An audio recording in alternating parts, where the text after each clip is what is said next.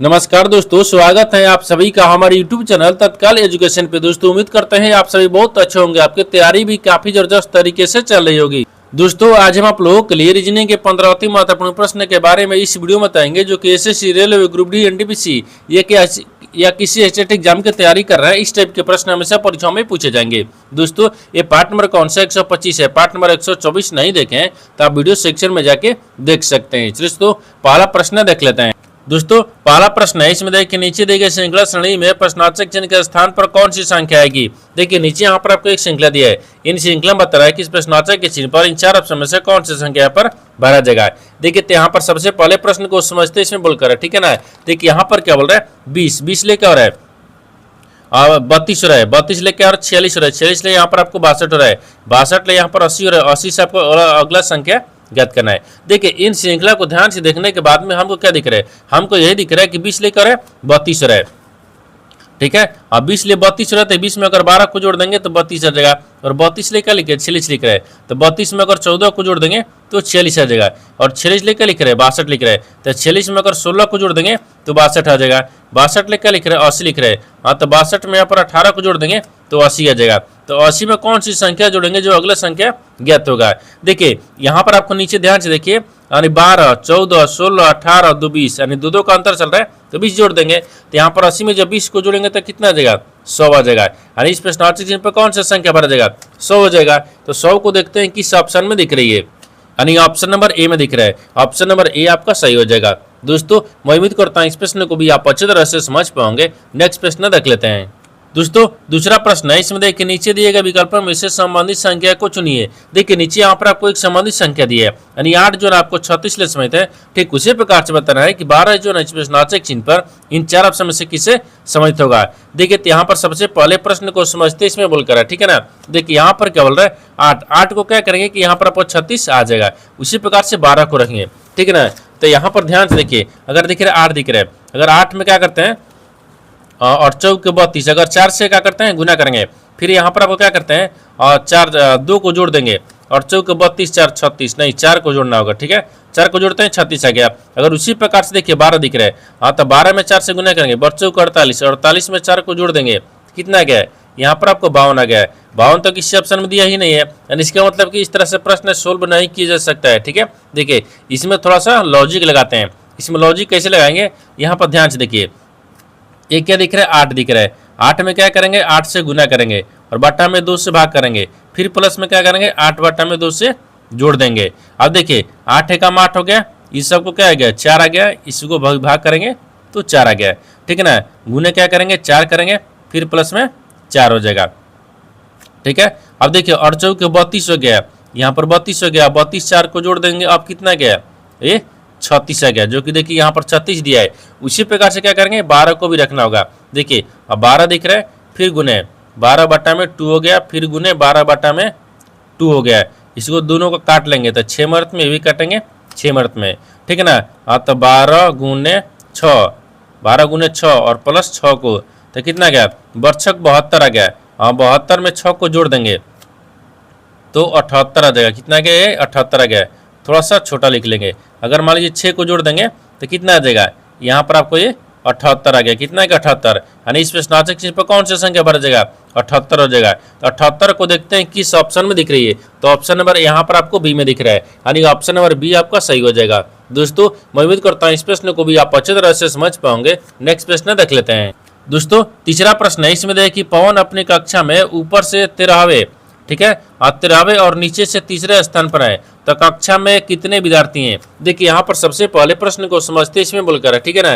देखिए यहाँ पर क्या बोल रहा है, ये बोल रहा है हाँ कि एक पवन है, ठीक है, बोल रहा है कि पवन अपनी कक्षा में, ठीक है, पवन अपनी कक्षा में यानी ऊपर से 13वें स्थान पर है, और नीचे से बोल रहा है तीसरे स्थान पर है, ठीक है ना। तो यहाँ पर बोल रहा है कि कक्षा में कुल कितने विद्यार्थी हैं आपको इसी को बताना है। देखिए यहाँ पर क्या करिएगा, वीडियो को रोककर खुद अपने आप से बनाने की कोशिश करिएगा, और 15 प्रश्न में से अपने कितने प्रश्न सही किए वीडियो को लास्ट में कमेंट में जरूर बताइएगा। और इस चैनल पर पहली बार आए तो चैनल को सब्सक्राइब कर बेल आइकन घंटी को प्रेस जरूर कीजिए, क्योंकि सबसे पहले इस तरह क्लास आपको मिलता रहे। देखिए यहाँ पर सबसे पहले देखते हैं, यहाँ पर पवन जो है ना, देखिए ये बोल रहा है कि पवन कक्षा में ऊपर से क्या 13वें स्थान पर है, 13वें स्थान पर रख लेंगे। आगे बोल रहा है कि देखिए 13वें स्थान पर है। नीचे से तीसरे स्थान पर, नीचे से तीसरे स्थान पर है। बोल रहा है कि कक्षा में कितने विद्यार्थी हैं। जब कक्षा में कुल विद्यार्थी है कितने विद्यार्थी पूछेगा, इन दोनों को जोड़ लेंगे, ठीक है। अब इन दोनों का करेंगे, जोड़ेंगे और -1 कर लेंगे, ठीक ना। तो देखिए 13 3 कितना है, 16, 16 में से एक माइनस करेंगे तो कितना के 15 आ गया, कितना के 15 आ। तो कक्षा में कुल कितने विद्यार्थी हैं, तो 15 विद्यार्थी हैं। तो 15 को देखते हैं किस ऑप्शन में दिख रही है, तो ऑप्शन नंबर यहाँ पर आपको सी में दिख रहा है, यानी कि ऑप्शन नंबर सी आपका सही हो जाएगा। दोस्तों मैं उम्मीद करता हूँ इस प्रश्न को भी आप अच्छी तरह से समझ पाओगे। नेक्स्ट प्रश्न देख लेते हैं। दोस्तों 4 नंबर प्रश्न है, इसमें देखिए किसी निश्चित कोड भाषा में यानी BITE को 3712 और DITIDE को यहाँ पर 1207 के रूप में कोडबद्ध किया गया है, तो उस भाषा में डी के लिए कोड क्या होगा। देखिए यहाँ पर सबसे पहले प्रश्न को समझते इसमें बोलकर है, ठीक है ना।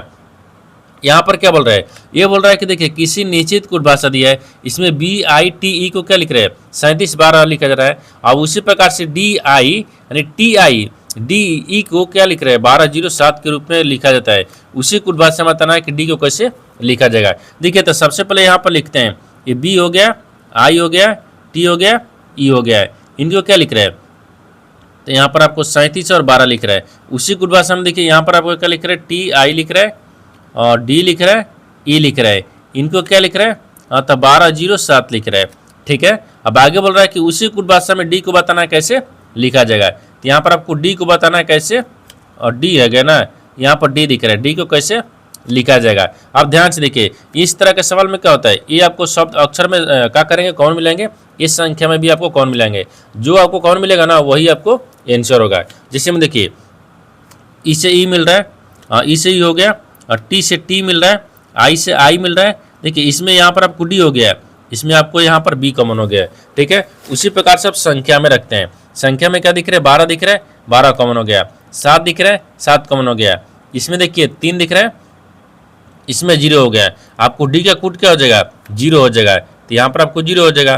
तो 0 को देखते हैं किस ऑप्शन में दिख रही है, तो ऑप्शन नंबर सी में दिख रहा है, यानी ऑप्शन नंबर सी आपका सही हो जाएगा। दोस्तों मैं उम्मीद करता हूँ इस प्रश्न को भी आप अच्छी तरह से समझ पाओगे। नेक्स्ट प्रश्न देख लेते हैं।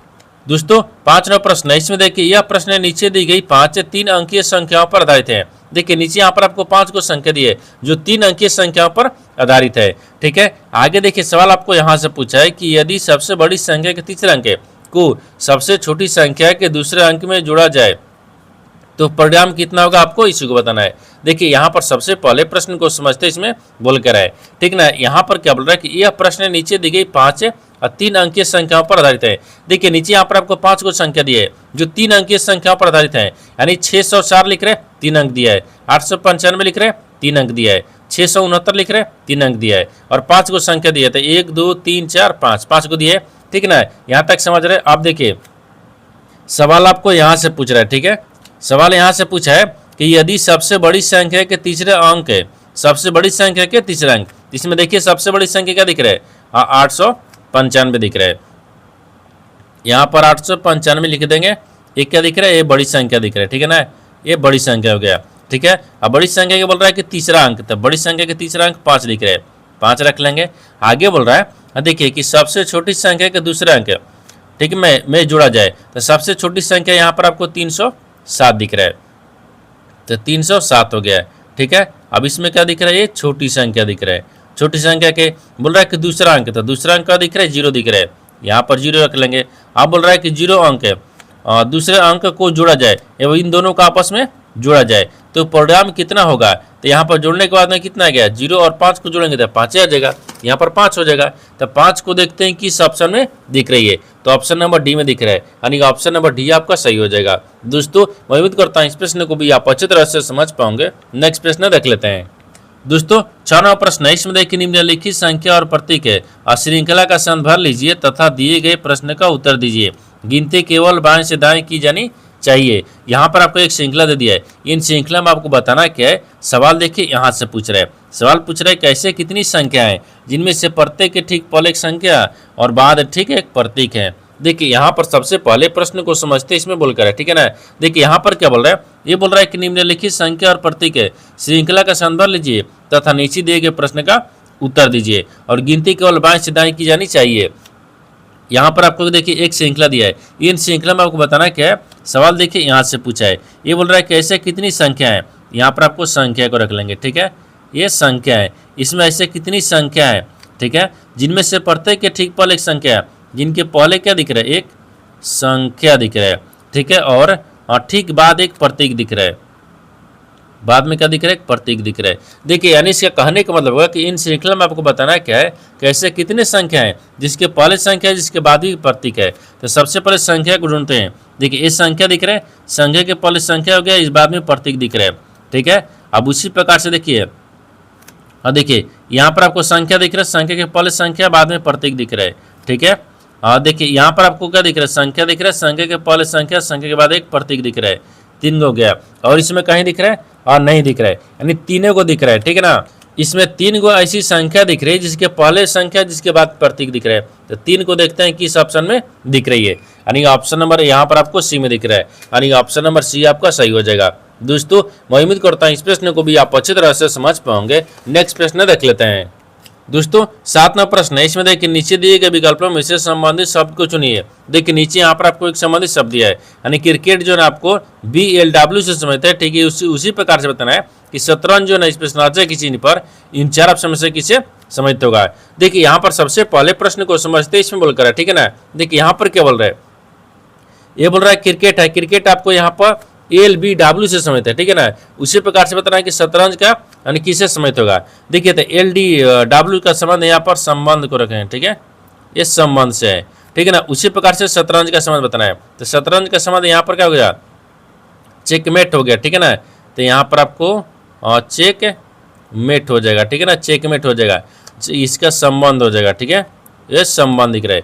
देखिए जिस प्रकार से क्रिकेट का संबंध यानी LBW से संबंधित है, उसी प्रकार से शतरंज का संबंध कैसे होगा, चेकमेट से हो गया। तो चेकमेट देखते हैं किस ऑप्शन दिख रहा है, तो ऑप्शन नंबर बी में दिख रहा है, यानी ऑप्शन नंबर बी आपका सही हो जाएगा। दोस्तों मैं उम्मीद करता हूँ इस प्रश्न को भी आप अच्छे तरह से समझ पाओगे। नेक्स्ट प्रश्न देख लेते हैं।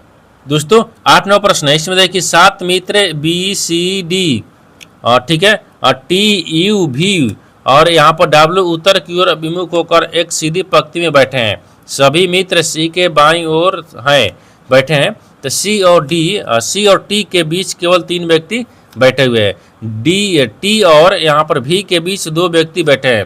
B D के बाईं ओर तीसरे स्थान में बैठा है। W D के ठीक दाईं ओर बैठा है। तो U और V के बीच में कितने व्यक्ति बैठे हैं, आपको इसी को बताना है। देखिए यहाँ पर सबसे पहले प्रश्न को समझते इसमें बोल रहा है, ठीक है ना। देखिए यहाँ पर क्या बोल रहा है, ये बोल रहा है कि 7 मित्र हैं, जो कि यहाँ पर BC D T U V और W उत्तर की ओर अभिमुख होकर एक पंक्ति में सीधी बैठे हुए हैं, ठीक है। देखिए यानी इसका कहने का मतलब कि एक सीधा पंक्ति है जो उत्तर की तरफ मुँह करके बैठे हुए हैं। 1 हो गया, 2 हो गया, 3 हो गया, 4 हो गया, 5 हो गया, 6 हो गया, ये 7 हो गया। 7 व्यक्ति है। इधर से आपको बाई होता है, इधर से क्या होता है, ये दाहिने होता है, ठीक है, दाएं होता है। अब बोल रहा है कि उत्तर की ओर मुंह करके बैठे हुए हैं। आगे देखिए, आगे इसमें क्या बोल रहा है, अब बोल रहा है कि देखिए सभी मित्र C के बाईं ओर बैठा है। तो C के बाईं ओर सभी मित्र है, C को यहाँ पर रखेंगे, सभी बाईं ओर बैठा हुआ है। आगे बोल रहा है कि C और T के बीच में 3 व्यक्ति बैठे हैं। तो C और T, तो T को कहाँ रखते हैं, यहाँ पर। C और T के बीच में 3 व्यक्ति बैठा हुआ है, ठीक है। आगे देखिए, आगे बोल रहा है कि T और V के बीच 2 व्यक्ति बैठे हैं। तो T और V के बीच में 2 व्यक्ति, V को यहाँ पर रखते हैं, T और V के बीच में 2 व्यक्ति बैठा हुआ है, ठीक है ना। आगे देखिए, आगे बोल रहा है कि B D के बाईं ओर तीसरे स्थान पर बैठा है, लेकिन B जो है वो D के बाईं ओर है। तो D के बाईं ओर तीसरे स्थान पर, तो D को यहाँ पर रखते हैं। तो D के बाईं ओर तीसरे स्थान पर कौन बैठा है, तो B बैठा है। तो B को यहाँ पर रखते हैं, तीसरे स्थान पर होगा ना, 1 2 3, हाँ ठीक है, तीसरे स्थान पर हो गया। आगे बोल रहा है कि देखिए W D के ठीक दाईं ओर बैठा है। जो W है, W वो D के दाहिने ओर, तो D के दाहिने ओर कौन बैठा है, W बैठा है। यहाँ पर आपको कौन बैठेगा, U बैठ जाएगा, ठीक है ना, U हो गया। अब बोल रहा है कि U और V के बीच में कितने व्यक्ति बैठे हैं। तो U और V, तो V यहाँ पर दिख रहा है, U यहाँ पर दिख रहा है। U और V के बीच में कितने व्यक्ति बैठा हुआ है, ये 3 व्यक्ति है। कितने व्यक्ति हैं, 3 व्यक्ति है। तो 3 व्यक्ति हो जाएगा। तो 3 व्यक्ति को देखते हैं किस ऑप्शन में दिख रही है। तो ऑप्शन नंबर यहाँ पर आपको ए में दिख रहा है, यानी ऑप्शन नंबर ए आपका सही हो जाएगा। दोस्तों मैं उम्मीद करता हूँ इस प्रश्न को भी आप अच्छी तरह से समझ पाओगे। नेक्स्ट प्रश्न देख लेते हैं। दोस्तों 9वां प्रश्न है, इसमें देखिए उस वेन आरेख का चयन करें जो दिए गए वर्गों के बीच संबंध को श्रोताओं से दर्शाता है। देखिए नीचे यहाँ पर आपको 3 शब्द दिया है, इन तीनों शब्द को बताना है कि आपस में कैसे संबंधित है और इन चार वेन डायग्राम में से कौन सा वेन डायग्राम बनेगा। देखिए तो यहाँ पर सबसे पहले प्रश्न को समझते इसमें बोलकर है, ठीक है ना। देखिए यहाँ पर क्या बोल रहा है, ये झाड़ू दिया है, पोछा दिया है और फर्श क्लीनर दिया है, ठीक है ना। तो यहाँ पर सबसे कॉमन क्या करते हैं, इसमें कॉमन मिलाते हैं। तो सबसे कॉमन हमको यहाँ पर क्या दिख रहा है, फर्श क्लीनर दिख रहा है, ठीक है। और फर्श हो गया, ठीक ना, क्लीनर, ठीक है ना, फर्श क्लीनर हो गया। ये फर्श क्लीनर के अंदर ही आपको पोछा भी आता है और यहाँ पर झाड़ू भी आता है, क्योंकि झाड़ू और पोछा दोनों का आता है, इन दोनों का अंदर आता है ना, इन दोनों का अंदर आ जाएगा। तो मानते हैं यहाँ पर झाड़ू दिख गया है, यहाँ पर क्या दिख गया, ये पोछा को रखते हैं, ठीक है, ये पोछा है। क्योंकि देखिए जो फर्श होता है वो क्लीन करने के लिए दोनों का प्रयोग किया जाता है, पोछा का भी किया जाता है और झाड़ू का भी। तो क्लीनर के अंदर ही आपको दोनों आ जाएगा, झाड़ू पोछा दोनों आ गया, यानी इस तरह का वेन डायग्राम बनेगा। इस तरह का वेन डायग्राम देखते हैं किस ऑप्शन में दिख रही है, तो ऑप्शन नंबर यहाँ पर आपको बी में दिख रहा है, ऑप्शन नंबर बी आपका सही हो जाएगा। दोस्तों मैं उम्मीद करता हूँ इस प्रश्न को भी आप अच्छी तरह से समझ पाओगे। नेक्स्ट प्रश्न देख लेते हैं। दोस्तों 10वां प्रश्न है, इसमें देखिए उस सेट का चयन करें जिसमें संख्याएं उसी तरह से संबंधित हैं जैसे कि निम्नलिखित सेटों की संख्याएं हैं। देखिए यहाँ पर सबसे पहले प्रश्न को समझते इसमें बोलकर है, ठीक है ना। देखिए यहाँ पर क्या बोल रहा है कि नीचे यहाँ पर आपको दो सेट दिया है, इन दोनों सेट आपको जिस प्रकार से संबंधित है उसी प्रकार से बताना है कि इन चार ऑप्शन से कौन सा एक सेट है इन दोनों के जैसे आपको संबंधित दिख रही है। देखिए इस तरह का जो सवाल है ना, तो आपको 2026 में रेलवे ग्रुप डी में एग्जाम पूछा गया था, और जो आपको 2026 में अगस्त में यानी चालू हुआ था, इसमें भी आपको कम से कम एक सवाल पूछेगा, ठीक है ना। अब देखिए इसको बनाने के लिए सबसे आसान तरीका क्या होता है, इन दोनों में ध्यान से देखिए, 5 दिख रहा है, 6 दिख रहा है, ये बड़ा संख्या 31 दिख रहा है। यहाँ पर करते क्या है, ये 5 करेंगे और 6 को गुना करेंगे और 1 को जोड़ते हैं, देखते हैं क्या लिख रहा है, यानी 6 5 30 हो गया, और 30 हो गया और प्लस 1 को जोड़ेंगे, सॉरी यहाँ पर 1 जोड़ना होगा ना, 1 को जोड़ेंगे तो कितना क्या 31 आ गया। देखिए यहाँ पर आपको 31 दिया हुआ है बीच में, उसी प्रकार से इसको भी रखेंगे। तो यहाँ पर आपको क्या दिख रहा है, और 3 दिख रहा है और गुने 5, यहाँ पर 5 दिख रहा है। देखिए 3 हो गया, 5 हो गया और बीच में 16 आना चाहिए। तो यहाँ पर 5 3 15, 1 जोड़ेंगे 16 आ गया। जिसे यहाँ पर देखिए अब 15 और प्लस 1 को जोड़ेंगे तो कितना गया, ये 16 आ गया, ठीक है, बीच में 16 गया। उसी प्रकार से बताना कि इन चार ऑप्शन से कौन सा जो है ना इन दोनों के जैसे संबंधित आपको दिख रही है। ऑप्शन ए को देखते हैं, 6 दिख रहा है और गुने 2 दिख रहा है, 6 दिख रहा है, 2 दिख रहा है और 1 को जोड़ देंगे तो 6 दूनी के 12 और 1 को जोड़ देंगे तो कितना गया, 13 आ गया।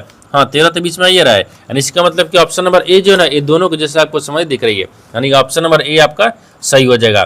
दोस्तों मैं उम्मीद करता हूँ इस प्रश्न को भी आप अच्छी तरह से समझ पाओगे। नेक्स्ट प्रश्न देख लेते हैं।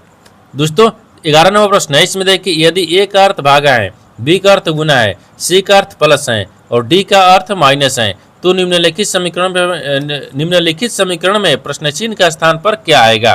देखिए यहाँ पर सबसे पहले प्रश्न को समझते इसमें बोल रहा है, ठीक है ना। देखिए यहाँ पर क्या बोल रहा है कि नीचे एक समीकरण दिया है, इन समीकरणों को सही बनाने के लिए नीचे यहाँ पर आपको इन समीकरणों को सही बनाने के लिए ना इन चिन्ह को बदलना होगा। चिन्ह को बदलने के बाद में समीकरणों को सही बनाएंगे, ठीक है ना। तो सबसे पहले यहाँ पर आपको समीकरण में चिन्ह को बदलते हैं। जैसे बोल रहा है कि यदि एक का अर्थ क्या दिख रहा है, भागा, ठीक है, एक का अर्थ क्या दिख रहा है, भागा दिख रहा है। एक कहाँ लिखा हुआ है, इसके जगह पर हम भागा रखते हैं, ठीक है, यहाँ पर भागा हो गया। आगे बोल रहा है कि बी का अर्थ गुना दिख रहा है, तो बी के जगह पर गुना रखते हैं, और सी का अर्थ प्लस दिख रहा है तो सी के जगह पर प्लस रखते हैं, और डी का अर्थ क्या दिख रहा है, माइनस दिख रहा है, तो यहाँ पर माइनस रख लेंगे। अब समीकरण को सोल्व करेंगे क्योंकि चिन्ह तो बदल दिए हैं, 17 और माइनस 4 दिख रहा है, फिर गुने 3 दिख रहा है, फिर प्लस 54 दिख रहा है और फिर भागा 9 दिख रहे हैं, बराबर में प्रश्नार्थक चिन्ह हो गया है। तो यहाँ पर सबसे पहले क्या करते हैं, भाता पर क्रिया होता है, तो 9 6 54 हो गया, 6 हो गया ये 4 3 12, तो यहाँ पर आपको क्या करेंगे 17 करेंगे माइनस ये 12 आ जाएगा, फिर प्लस में 6 आ गया, इसको माइनस करेंगे तो यहाँ पर 5 आ गया, ठीक ना, 5 आ जाएगा ना, और इसको 17 में से 12 5 7, हाँ ठीक है, यहाँ पर 5 आ गया और प्लस में कितना दिख रहा है, 6 दिख रहा है। इन दोनों को जोड़ेंगे तो 6 5 11 होता है, यहाँ पर 11 आ जाएगा, यानी इस प्रश्नार्थक चिन्ह पर कौन सी संख्या बढ़ जाएगा, 11 हो जाएगा। तो 11 को देखते हैं किस ऑप्शन में दिख रही है, तो ऑप्शन नंबर यहाँ पर आपको ए में दिख रहा है, यानी ऑप्शन नंबर ए आपका सही हो जाएगा। दोस्तों मैं उम्मीद करता हूँ इस प्रश्न को भी आप अच्छी तरह से समझ पाओगे। नेक्स्ट प्रश्न देख लेते हैं। दोस्तों 12वां प्रश्न है, इसमें देखिए कथनों को पढ़े और दिए गए विकल्पों में से निष्कर्ष को चुने। देखिए नीचे यहाँ पर आपको एक कथन दिया, निष्कर्ष दिया है, कथन के आधार पर डायग्राम को बनाते हैं, निष्कर्ष के आधार पर प्रश्न को सोल्व करते हैं। यहाँ पर सबसे पहले ध्यान से देखते हैं कथन बोलकर है, ठीक है ना, इसके आधार पर डायग्राम को बनाते हैं। देखिए कथन बोल रहा है कि सभी मटर गाजर हैं, तो मटर को रखेंगे, ठीक है। सभी जो मटर है ना वो गाजर है, तो यहाँ पर आपको गाजर में रखते हैं, ठीक है। और आगे बोल रहा है कि सभी गाजर सलजम है, तो सभी गाजर क्या है, सलजम में है, यानी सलजम दिख रहा है, ये सलजम है। ये तो कथन बोल रहा है, कथन के आधार पर डायग्राम को बना दिए, लेकिन निष्कर्ष क्या बोल रहा है, इसके आधार पर ही प्रश्न को सोल्व करेंगे। देखिए तो निष्कर्ष क्या बोल रहा है, निष्कर्ष पहला बोल रहा है कि कुछ सलजम गाजर हैं, हाँ कुछ जो सलजम है ना, तो देखिए सारे सलजम के अंदर में क्या दिख रहा है, गाजर दिख रहा है, सही तो बोल रहा है, सभी सलजम गाजर है, ठीक है। आगे बोल रहा है कि यहाँ पर आपको सभी मटर सलजम है, हाँ सभी जो मटर है ना, देखिए मटर दिख रहा है, सभी मटर क्या है, सलजम के अंदर है, ये भी आपको सही बोल रहा है। 1 और 2 दोनों सही बोल रहा है, जब 1 2 दोनों सही बोल रहा है तो किस ऑप्शन में दिख रहा है, तो ऑप्शन नंबर सी में दिख रहा है। निष्कर्ष 1 है और 2 दोनों अनुसरण करते हैं, यानी ऑप्शन नंबर सी आपका सही हो जाएगा। दोस्तों मैं उम्मीद करता हूँ इस प्रश्न को भी आप अच्छी तरह से समझ पाओगे। नेक्स्ट प्रश्न देख लेते हैं। दोस्तों 13वां प्रश्न है, इसमें देखिए उस उत्तर आकृति को चुने जो नीचे दी गई समस्या आकृति श्रृंखला में आगे आएगी। देखिए यहाँ पर सबसे पहले प्रश्न को समझते इसमें बोल कर है, ठीक है ना। देखिए यहाँ पर क्या बोल रहा है कि नीचे यहाँ पर आपको एक आकृति दिया है, ये श्रृंखला का आकृति है, ठीक है ना, यानी आकृति है जो श्रृंखला में दिया हुआ है। ये बोल रहा है कि इस प्रश्नावली के चिन्ह पर इन चार ऑप्शन से कौन सी संख्या आकृति यहाँ पर भरा जाएगा, ठीक ना। देखिए तो यहाँ पर सबसे पहले ध्यान से देखते हैं ये आकृति कैसे चल रहा है, उसी प्रकार से यहाँ पर रखना होगा हमको, ठीक ना। देखिए यहाँ पर आपको देखिएगा ध्यान से, ये जो गोला आपको दिख रहा है, ये गोला कैसे दिख रहा है, देखिए यहाँ पर आपको एक एक बढ़ रहा है, ठीक है ना। ये कैसे बढ़ रहा है, देखिए यहाँ पर, ठीक है, इसके बाद में थोड़ा सा ऊपर चला है, फिर उसके बाद में थोड़ा सा ऊपर गया, फिर उसके बाद में फिर वही ऊपर गया, फिर उसके बाद में हम ऊपर कर देंगे, यानी इसका मतलब क्या करेंगे कि देखिए हाँ इसका मतलब ये हो जाएगा ऐसे दिख रहा है, ठीक है ना, ऐसे दिख जाएगा, ठीक है, ऐसे दिख जाएगा, इसमें ऐसे दिख गया, गोला आपको यहाँ पर आ जाएगा, ठीक है ना, गोला यहाँ पर आ गया। अब ये क्या आ जाएगा, तो जब ये गोला आ गया तो ये त्रिभुज भी आपको ऐसे आ जाएगा, ठीक है, त्रिभुज भी ऐसे आ जाएगा, यानी इस तरह का आकृति बनेगा। इस तरह का जो आकृति है ना वो देखिए ना किस ऑप्शन में दिख रही है, तो ऑप्शन नंबर किस में दिख रहा है, तो डी में दिख रहा है, इसमें दिख रहा है, लेकिन ई वाला आपको इधर आ रहा है, ठीक है ना, नहीं होगा ये, ठीक है, ए नहीं होगा। अगर बी को देखते हैं तो बी भी नहीं हो रहा है, सी को देखते हैं तो सी भी नहीं होगा, डी दिख रहा है, हाँ डी दिख रहा है, ऑप्शन नंबर डी हो जाएगा। यानी इस उत्तर जो इस आकृति है, इस प्रश्नावली चिन्ह पर इस तरह का आकृति भरा जाएगा, यानी ऑप्शन नंबर डी आपका सही हो जाएगा।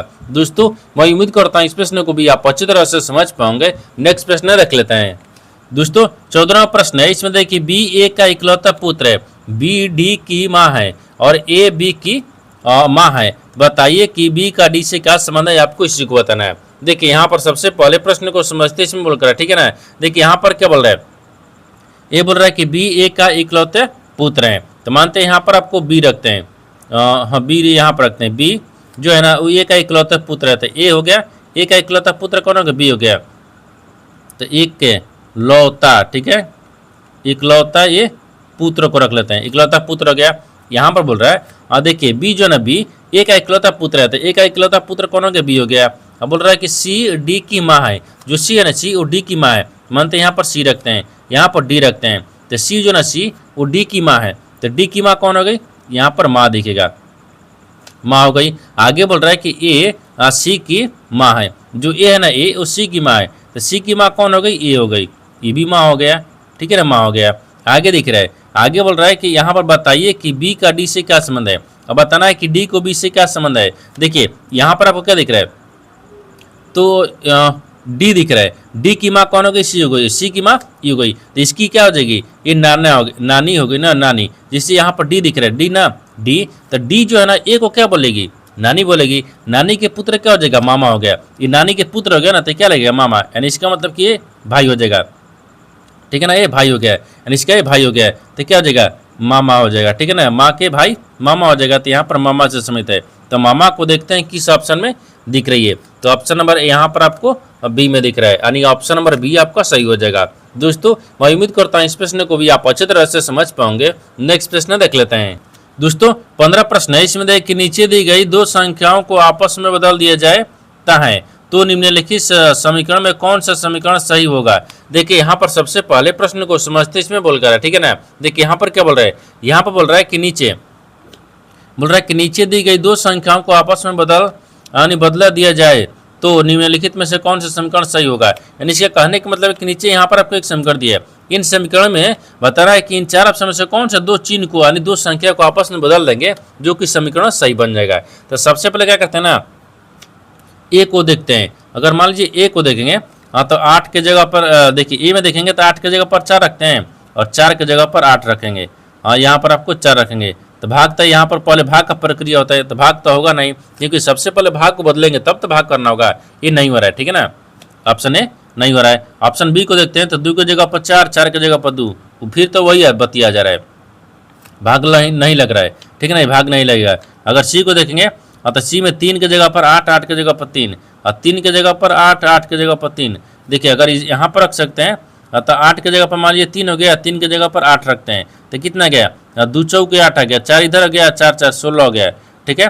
और 16 माइनस 1 करेंगे तो कितना गया, 17 गया ना, ये भी नहीं हो रहा है, इसका मतलब ये भी नहीं हो रहा है, ठीक है ना। तो इसका मतलब ऑप्शन नंबर सी भी नहीं हो रहा है, यानी अब ऑप्शन सी नहीं हो रहा तो ऑप्शन डी हो जाएगा।